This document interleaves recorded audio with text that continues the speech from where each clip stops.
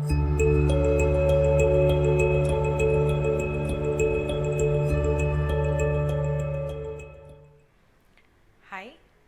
welcome to Candela. In this lecture, we shall discuss a topic in Indian anthropology, the sacred complex.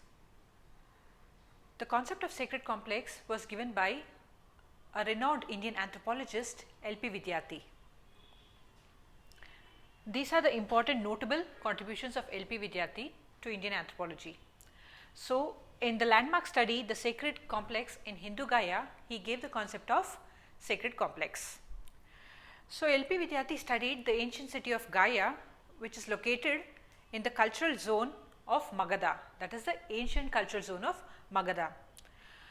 So, according to L.P. Vidyarthi, sacred complexes are ancient centers of civilization where pilgrims from different regions of India, from different walks of life, from different cultures, from different traditions, from rural and urban areas, all of these people come together and interact here. These are called as the sacred complexes. So, to explain the concept of sacred complex, he gives us three important terms or three important descriptive terms or analytical terms. They are the sacred geography, the sacred performances or sacred practices, and the sacred specialist. So, what are these three? That is, according to L.P. Vidyarthi, if these three analytical or descriptive terms are collectively conceived, then we can understand what is the meaning of sacred complex. Okay. So, he says sacred complex, that is, the concept of sacred complex can be explained using three descriptive terms, that is the sacred geography, sacred performances or sacred practices, and sacred specialist.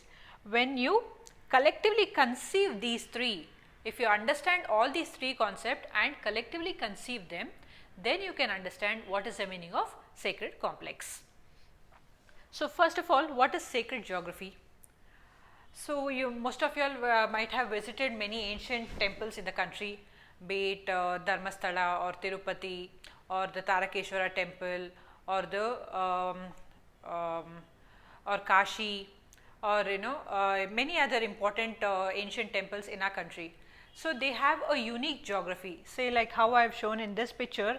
There will be a river or a water source next to that, or there will be a Kalyani where it is a small tank where water is stored, and you will have ancient structures like this. Then you will have people from all walks of life coming here with distinct lifestyle, priests over there who will be doing various religious activities. So, this is a unique, this is the uniqueness of a sacred geography. So, sacred geography can be further divided into clusters, zones, and so on. So, next comes the sacred specialist or the sacred practitioners. Who are these practitioners? As you can see over there in that picture, they are the sacred practitioners. Sacred practitioners are nothing but the temple priests, religious who do the religious activities. Okay, so what is the function of these people? They popularize the ancient texts, they organize pilgrimages, and they even officiate as temple priests, and they conduct various rituals in these temple complexes. This is the activities which they are carried out by the sacred specialist, and these people have a distinct lifestyle. See, just by looking at their attire, you can identify that they are a priest. They would have shaved their head. However, they will have a small tuft of hair on their head on one place, and then they will have a distinct lifestyle. Their dressing pattern is entirely different from the other common man. They wear a distinct, like a dhoti and that kind of attire. They will have rudraksh around their neck, and they will carry a small vessel with water or something like that. So, they have a distinct lifestyle. They will be wearing a sacred thread over their chest or their shoulder. So, they have a disciplined life. They will not take non-vegetarian food. So, this is the distinct lifestyle and the distinct attire of the sacred specialists. So, these are called as sacred specialists, and they officiate as temple priests, and they conduct various rituals as well. Now, coming to the sacred performances or the sacred practices. So, the sacred practices are mostly performed by these Gaiaval Brahmins. So, it includes sacrifices, recitation of Vedas, conducting various events to popularize the religious texts, Okay. So, Gaya Shraddha is an elaborate form of sacrifice to ancestral spirits. So, if you know about Bodh Gaya, so there is one special Gaya Shraddha that is performed over there, that is especially meant for the rituals or the pujas performed for the people who died long back, that is for worship of the ancestors. So, that is very famous around the world, and from any part of the world you can get the Gaya Shraddha done in Bihar on behalf of your ancestors. Then further is the relationship between the sacred complex and the outside world single sided? No, it is not. So, before we understand that, let us summarize what is the sacred geography and sacred performance and sacred specialist. So, sacred geography, as I told you, they are the centers of civilization, where there is ancient temples, where there is a unique environment which is present, be it waters or be it the ancient buildings like this and all these things. And then there are sacred specialists and there are sacred performances. Okay, when all these three are collectively conceived, we can understand what is a sacred complex. So, we have various examples of sacred complex in our country, which we shall discuss further. And then are the relationship between the sacred complex and the outside world single handed or single sided? No, it is not. It is not just the sacred complex which is giving many things to the outside world, it is also benefiting from the outside world as well. So, the sacred complexes are the regions where people from all walks of life, from different cultures, different regions come together and interact. So, there is a continuity, compromise and combination of the great tradition and little tradition elements which happens over here.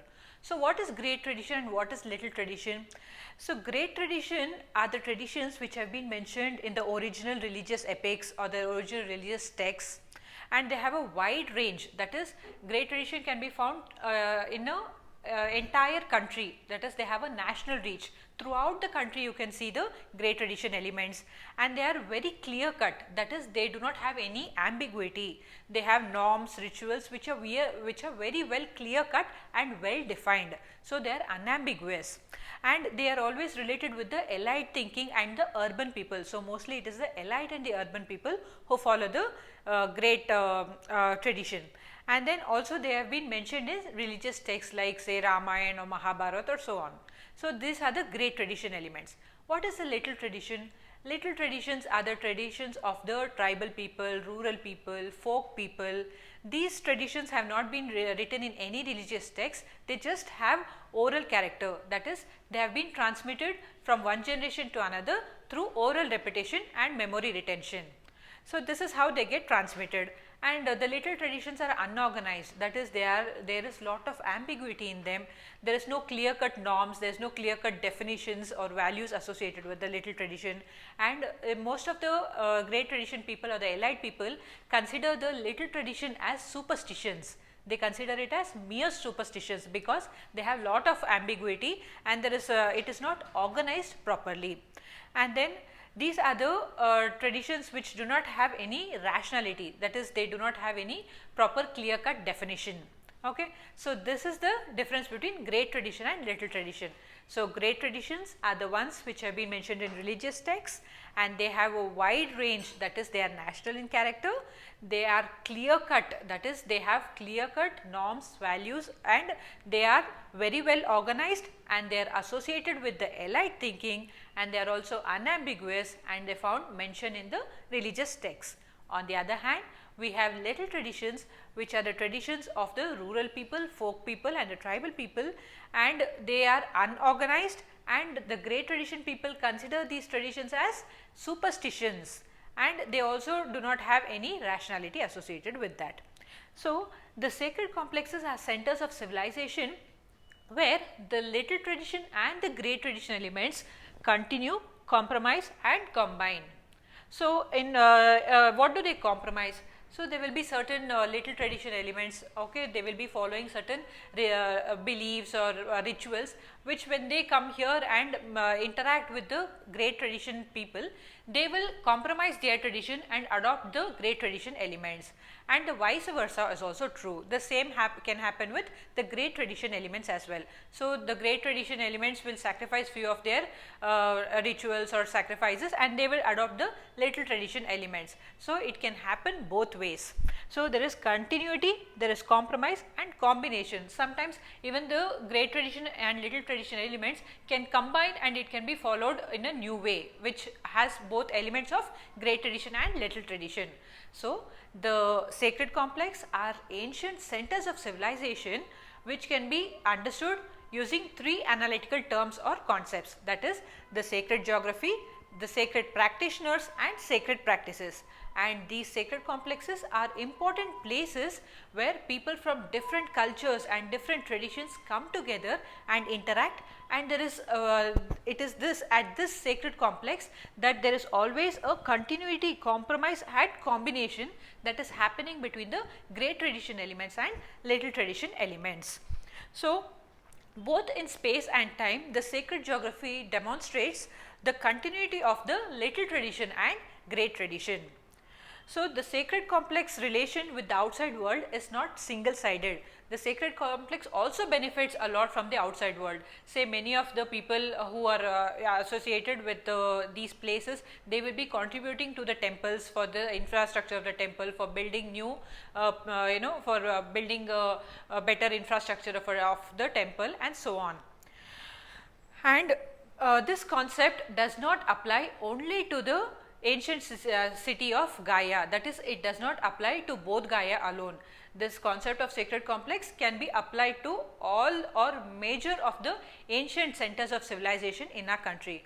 So, inspired by LP Vidyarthi's work, many other people, many other anthropologists or sociologists also took up the study of various other sacred complexes in our Indian continent.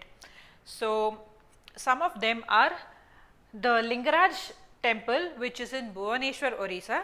This was studied by Mahapatra, and then the Morab and Goswami studied the Chamundeshwari temple in Mysore. Also, the Tarakeshwara temple, which is in West Bengal, was studied by Chakravarti.